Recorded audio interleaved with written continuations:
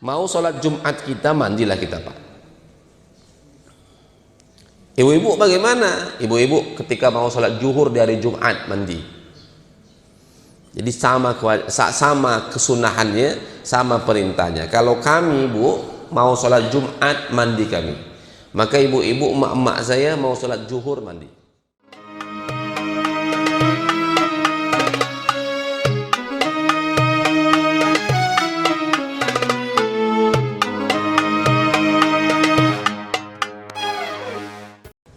Bismillahirrahmanirrahim.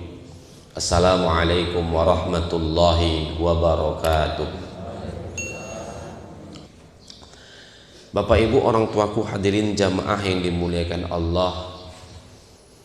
Tema kita hari ini adalah tentang masalah mandi. Bapak Ibu jamaah yang dimuliakan Allah, kita harus jelas dan kita harus memahami bahwa sesungguhnya bersuci, mensucikan diri itu ada dua cara. Pertama dengan cara berwudu, itulah dia menghilangkan najis, menghilangkan hadas kecil. Kemudian dengan cara mandi menghilangkan hadas besar. Nah, yang mau kita bicarakan hari ini adalah berkaitan tentang mandi. Mandi itu juga ada dua, ibunda, ayahandaku. Pertama ada namanya mandi janabah atau mandi junub. Mandi junub itu mandi karena orang atau manusia, seseorang mengeluarkan hadas besar. Saya kira hadas besar itu sudah kita maklumi bersama, apa-apa saja yang termasuk kategori hadas besar sehingga mewajibkan kita untuk mandi wajib. Bapak Ibu jamaah yang dimuliakan Allah, mandi wajib itu syaratnya, rukunnya adalah niat, berniat. Kemudian setelah berniat mengalirkan semua air ke tubuh. Nah, ini yang harus kita garis bawahi, dari ujung rambut sampai ujung kaki. Air harus mengalir ke seluruh anggota tubuh kita. Tidak ada air yang tak mengalir. Kulit harus basah.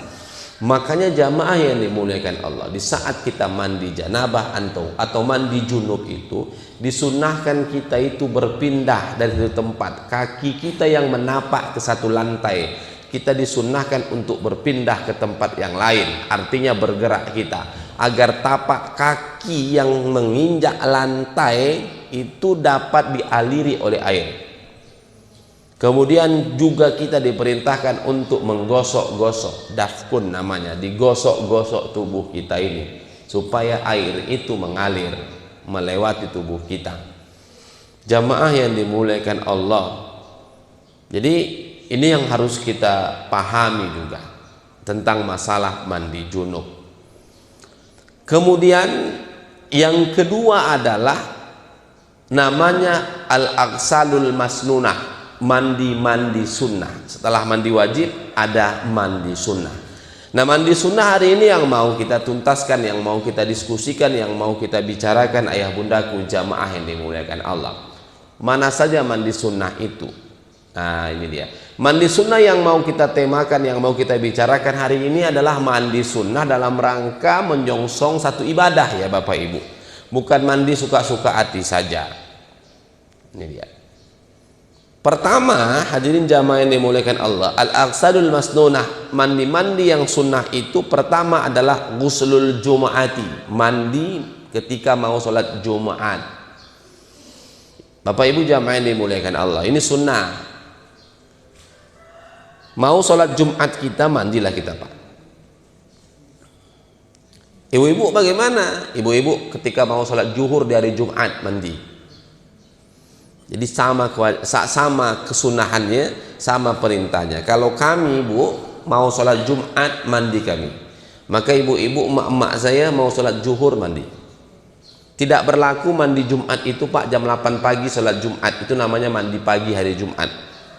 Tapi yang dimaksud sholat Jumat itu yang dimaksud mandi Jumat itu adalah mandi yang kita lakukan dalam rangka menyongsong mau sholat Jumat. Habis mandi siap-siap kita ke masjid kita. Ibu-ibu mau sholat zuhur, Ibu-ibu jamaah yang dimuliakan Allah, ibu-ibu kalau sholat Jumat, ibu-ibu kalau sholat zuhur di hari Jumat tidak harus menunggu bapak-bapak pulang sholat Jumat, Bu. Ini pemahaman kita kadang terlalu keliru saya kira. Ibu-ibu sholat Jumatnya jam 1:30. Kenapa lama kali, Bu, menunggu bapak pulang sholat Jumat atau menunggu orang selesai Jumat? Padahal, Bu, waktu Jumat, kita itu dibenarkan sudah sholat ketika masuk waktu. Masuk waktunya zuhur, pelaksanaan Jumat itu sama dengan masuknya waktu zuhur. Jumat itu waktunya itu sama dengan waktu zuhur. Artinya kalau sudah azan Jumat itu sudah masuk waktu zuhur, ibu-ibu sudah bisa sholat zuhur.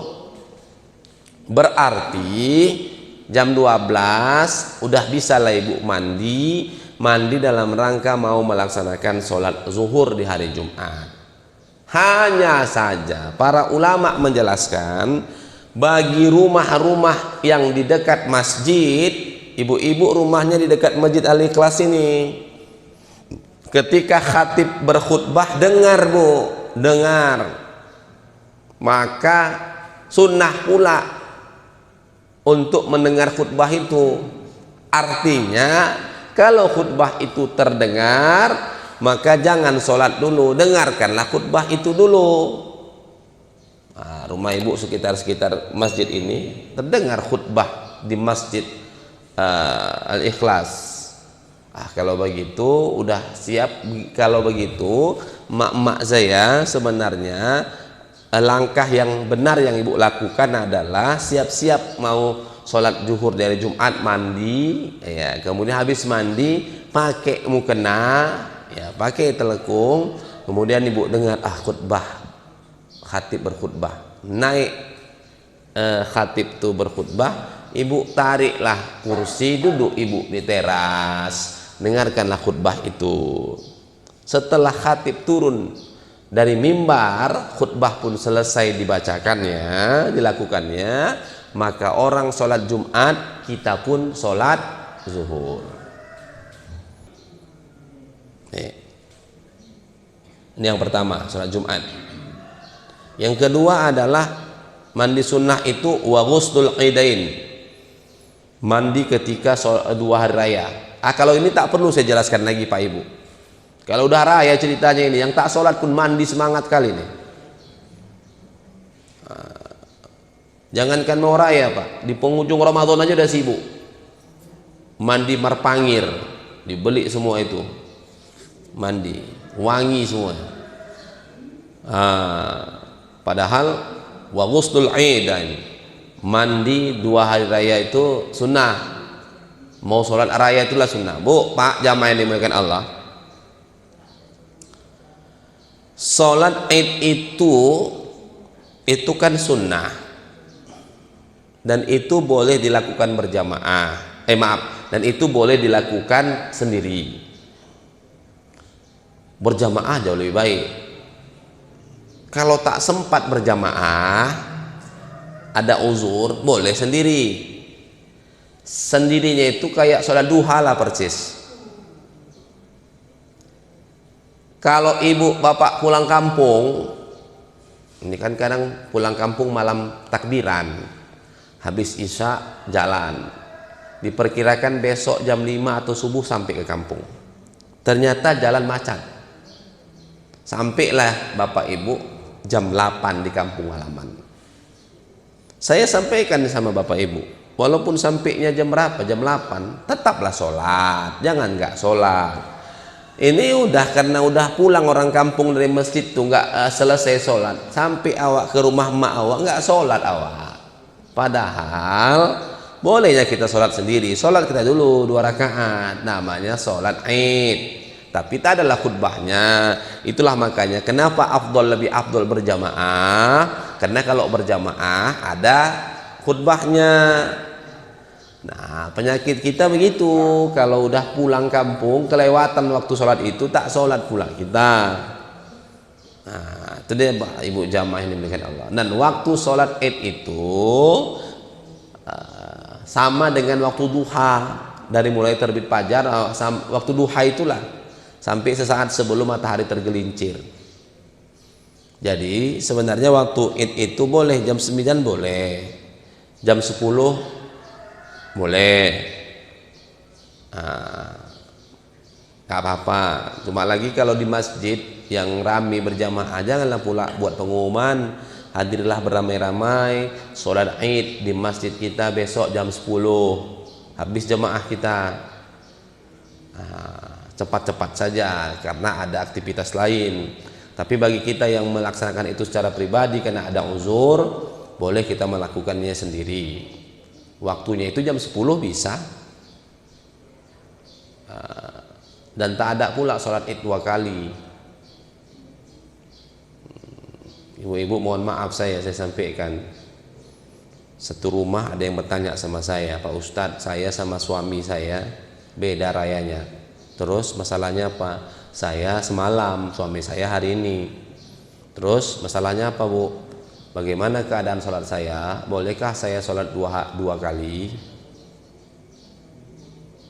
Kenapa 2 kali? Saya bilang, karena yang kedua itu menghargai suami, ikut sama suami. Ibu yakin yang mana? Yang pertama. Ya, kalau ibu yakin yang pertama, berarti disitulah sunnahnya. Karena di situ jatuh 1 Syawalnya menurut dia. Kalau seandainya sholat lagi dia di yang kedua, berarti menurut dia itu sudah tanggal 2 Syawal. Tak ada sholat sunat di situ. Nah, kan gitu nyakin Pak. Yang ketiga, mandi sunnah itu adalah wa ghuslu ghasilil maiti. Di saat kita selesai memandikan mayat. Nah, ini Pak Haji Ahmad paham kali ini. Karena inilah tugas yang selalu dilakukannya. Habis memandikan mayat, mandi kita. Bukan mandi wajib. Bukan wajib di sunnah. Mengguyurkan air ke seluruh tubuh kita. Mengapa? Karena mungkin di saat kita memandikan jenazah itu ada kotoran-kotoran yang melekat. Tapi ini peruntukannya untuk orang yang memandikan jenazah. Kalau cuma bapak ibu datang ya cuma duduk-duduk saja di bawah terata, nggak ada itu Pak. Nah, nengok mayat pun tidak, masuk pun tidak, apalagi memandikan. Tiba-tiba mak-mak banyak pulang ke rumah, sebelum masuk ke rumah minta air segayung. Untuk apa? Untuk cuci muka. Supaya apa? Supaya nggak ngikut. Itu kerjaan yang tanggung. Kenapa muka aja yang dicuci, Bu? Sekaliguslah berwudu. Panggilnya anaknya, tolong dulu ambilkan air segayung untuk emak. Untuk apa? Cuci muka, emak baru ngelayat. Kok muka emak dicuci? Iyalah biar nggak ngikut. Apanya nggak ngikut, Bu? Nah, yang disuruh nih mandi. Itu pun bagi orang yang ikut serta memandikan mayat. Makanya yang mandi ini juga habis memandikan jenazah. Baik ibu-ibu bapak hadirin, habis memandikan jenazah. Yang ketiga mandi sunnah itu adalah wal ghuslu lil istisqa. Mandi saat kita sholat minta hujan, kemudian hujan pun datang. Habis itu mandi kita. Sholat istisqa. Wal ghuslu lil khusufi wal kusuf. Mandi di saat mau melakukan sholat gerhana, baik gerhana matahari maupun gerhana bulan. Mandi. Ada ulama yang mengatakan habis masuk Islam, khitan, habis khitan itu baru mandi. Mana lagi mandi sunnah itu wa ifaqatil majnuni wal muqma. Orang yang baru selesai sakit gila, sadar sehat gilanya, wal maghma, dan baru selesai pingsan, sadar.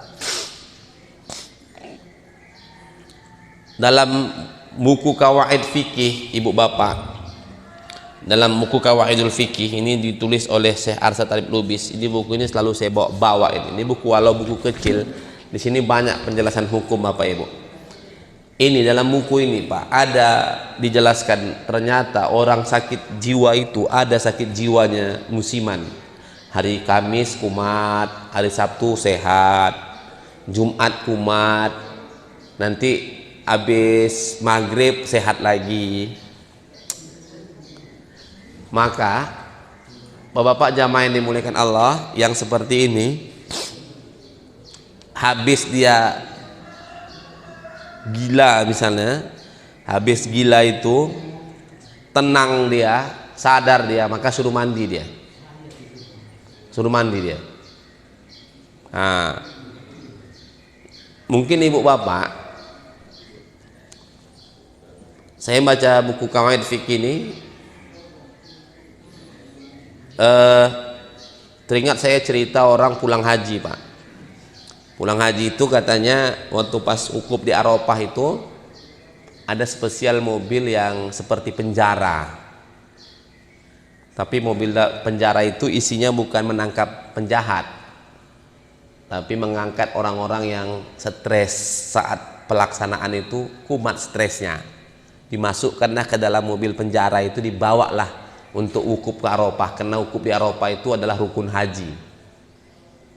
Nah, rupanya ini menjelaskan kepada kita ada orang yang tiba-tiba datang masa gila itu, tiba-tiba sembuh aja dia, kan gitu dia, Pak. Nah, ini ternyata dalam kitab ini dijelaskan orang yang gila tiba-tiba sembuh, maka disunahkan bagi dia mandi.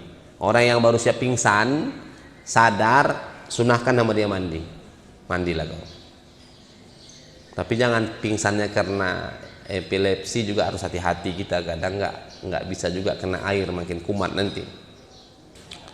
Walil hijamati, dan habis berbekam. Ini berbekam ini sekarang sudah menjadi pengobatan tib Nabi. Di mana-mana banyak rumah bekam. Bapak-bapak kalau berbekam, ibu-ibu kalau berbekam, ingat punya aturan ya. Ibu berbekam, yang membekam tolong cari perempuan. Bapak berbekam, yang membekam tolong cari laki-laki. Atau sekarang anak-anak kita suruh mempelajari ilmu bekam.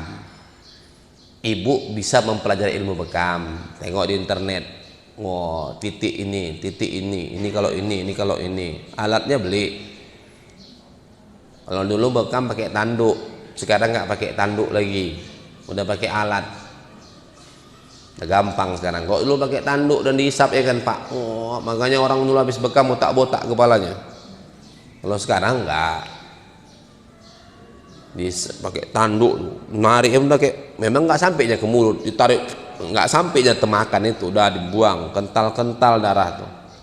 Kalau sekarang ditaruh di badan, pakai ada cangkir apa itu, kaca itu macam tabung dia, udah instan.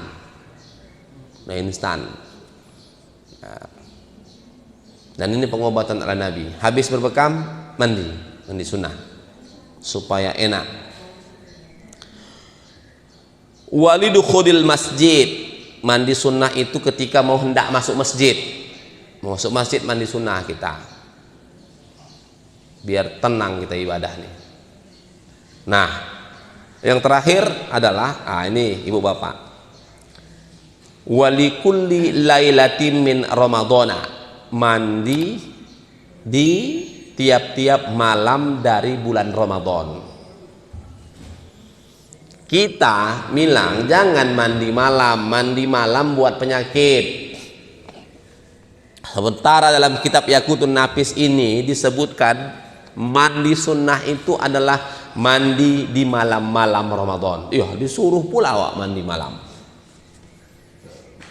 Oh, rupanya yang penyakit itu kalau mandi malamnya maghrib isya. Yang dimaksud malam di sini adalah ibu-ibu bapak jamaah yang dimuliakan Allah.